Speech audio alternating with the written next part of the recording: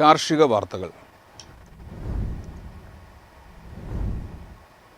European രാജ്യങ്ങളിലേക്കുള്ള അരി കയറ്റുമതിയിൽ താൽക്കാലിക ഇളവ് പ്രഖ്യാപിച്ച് ഇന്ത്യ.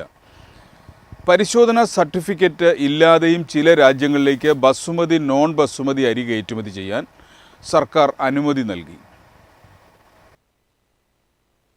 കയറ്റുമതി പരിശോധനാ ഏജൻസിയുടെ സർട്ടിഫിക്കറ്റ് ഒഴിവാക്കിയതോടെ ചെറുകിട ഇടത്തരം കയറ്റുമതിക്കാർക്ക് കൂടുതൽ ഗുണം ലഭിക്കുമെന്നാണ് വിലയിരുത്തൽ.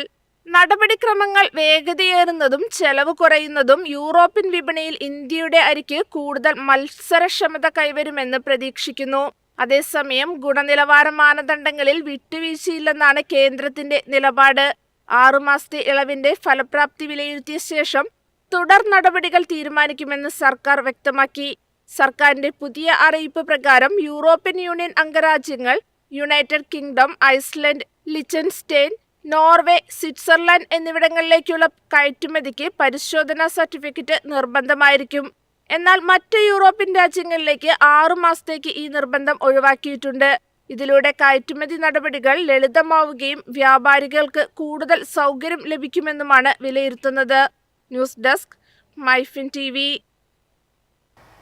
മണ്ണെണ്ണ വില കുത്തനെ ഉയർന്നതോടെ കേരളത്തിലെ മത്സ്യമേഖല പ്രതിസന്ധിയിൽ. കടലിൽ പോകാൻ പോലും കഴിയാത്ത അവസ്ഥയിലാണെന്ന് മത്സ്യത്തൊഴിലാളികൾ പരാതിപ്പെടുന്നു. പശ്ചിമേഷ്യയിലെ സംഘർഷത്തിന്റെ പശ്ചാത്തലത്തിൽ എണ്ണ കമ്പനികൾ മണ്ണെണ്ണ വില പുതുക്കി നിശ്ചയിച്ചതോടെ മത്സ്യമേഖല കനത്ത പ്രതിസന്ധിയിലായി. ലിറ്ററിന് 102 രൂപയുണ്ടായിരുന്ന മണ്ണെണ്ണയുടെ വില 153.59 രൂപയായി ഉയർന്നു. ഇതോടെ ഇൻബോർഡ് വള്ളങ്ങളുടെ പ്രവർത്തനം താറുമാറായി. 10 HP എഞ്ചിനുള്ള വള്ളങ്ങൾ ദിനംപ്രതി 140 ലിറ്റർ വരെ മണ്ണെണ്ണ ഉപയോഗിക്കുന്നതിനാൽ ദിവസച്ചെലവ് 7000 രൂപ കടക്കുകയാണ്. വിലവർധനവോടെ ഇത് ഇനിയും ഉയരുമെന്നാണ് ആശങ്ക. സംസ്ഥാന സർക്കാർ സബ്സിഡി 50 രൂപയായി ഉയർത്തിയിട്ടും ആശ്വാസമില്ലെന്നാണ് തൊഴിലാളികളുടെ പ്രതികരണം. ഇതോടൊപ്പം വല നിർമ്മാണത്തിലുള്ള നൂലിന്റെ വിലയും കുത്തനെ ഉയർന്നതും തിരിച്ചടിയായി. GST കുറയ്ക്കാൻ കേന്ദ്രവും സംസ്ഥാനം ഇടപെടണമെന്നാവശ്യപ്പെട്ട് മത്സ്യത്തൊഴിലാളി സംഘടനകൾ രംഗത്തെത്തി. നിലവിലെ സ്റ്റോക്ക് തീരുന്നതുവരെ പഴയ നിരക്കിൽ വിതരണം തുടരുമെന്ന് മത്സ്യഫെഡ് വ്യക്തമാക്കിയെങ്കിലും ദീർഘകാല പരിഹാരം ആവശ്യമാണെന്ന നിലപാടിലാണ് മത്സ്യത്തൊഴിലാളികൾ. News desk, MyFin TV. പശ്ചിമേഷ്യയിലെ സംഘർഷ സാഹചര്യങ്ങൾ തുടരുന്നതിനിടെ വളം ഉൽപ്പാദന മേഖലയ്ക്ക് വലിയ ആശങ്കയായി. പ്രകൃതി വാതക വിതരണം കൂടുതൽ വർദ്ധിപ്പിച്ച് കേന്ദ്ര സർക്കാർ.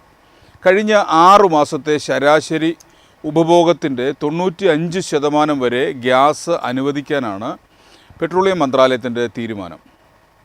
പെട്രോളിയം ആൻഡ് നാച്ചുറൽ ഗ്യാസ് മന്ത്രാലയം വളനിർമ്മാണ യൂണിറ്റുകൾക്കുള്ള പ്രകൃതിവാതക വിതരണം വീണ്ടും വർദ്ധിപ്പിച്ചു. ഊർജ്ജ സുരക്ഷയും കർഷക മേഖലയുടെ ആവശ്യങ്ങളും മുൻനിർത്തിയുള്ള നീക്കമാണിത്. ഏപ്രിൽ 9 മുതൽ കഴിഞ്ഞ 6 മാസത്തെ ശരാശരി ഉപഭോഗത്തിന്റെ 95% വരെ ഗ്യാസ് അനുവദിക്കും. ഇതിനു മുമ്പ് ഏപ്രിൽ 6 മുതൽ 90% വരെ വിതരണം ഉറപ്പാക്കിയിരുന്നു. രാജ്യത്തെ മൊത്തം പ്രകൃതിവാതക ഉപഭോഗത്തിൽ ഏകദേശം 28% വളം മേഖലയുടെ വിഹിതം. ദിവസേന ഏകദേശം 52 billion standard cubic metre gas ഈ മേഖലയ്ക്ക് ആവശ്യമാണ്. ഒരു MSSCM ഗ്യാസ് ഉപയോഗിച്ച് ഏകദേശം 1600 ടൺ യൂറിയ ഉൽപ്പാദിപ്പിക്കാനാകും. അതേസമയം പശ്ചിമേഷ്യയിലെ പ്രതിസന്ധി LPG വിതരണത്തെ ബാധിച്ചിട്ടുണ്ടെങ്കിലും രാജ്യത്ത് ഗ്യാസിന്റെ ക്ഷാമം റിപ്പോർട്ട് ചെയ്തിട്ടില്ല. ചെറുകിട 5 കിലോ സിലിണ്ടറുകളുടെ വിൽപ്പനയും ബോധവൽക്കരണ ക്യാമ്പുകളും ശക്തമാക്കിയിട്ടുണ്ട്. കൂടാതെ ശുദ്ധവും സ്ഥിരതയുമുള്ള ഊർജ്ജത്തിലേക്ക് നീങ്ങാൻ കമ്പസ്റ്റർ ബയോഗ്യാസ് നയത്തിനും കേന്ദ്രം പ്രോത്സാഹനം നൽകുകയാണ്. News desk, MyFin TV. എളുപ്പത്തിൽ സമ്പാദ്യം വളർത്താം. ഇന്ന് തന്നെ മൈഫിൻ TV ആപ്പ് ഡൗൺലോഡ് ചെയ്യൂ.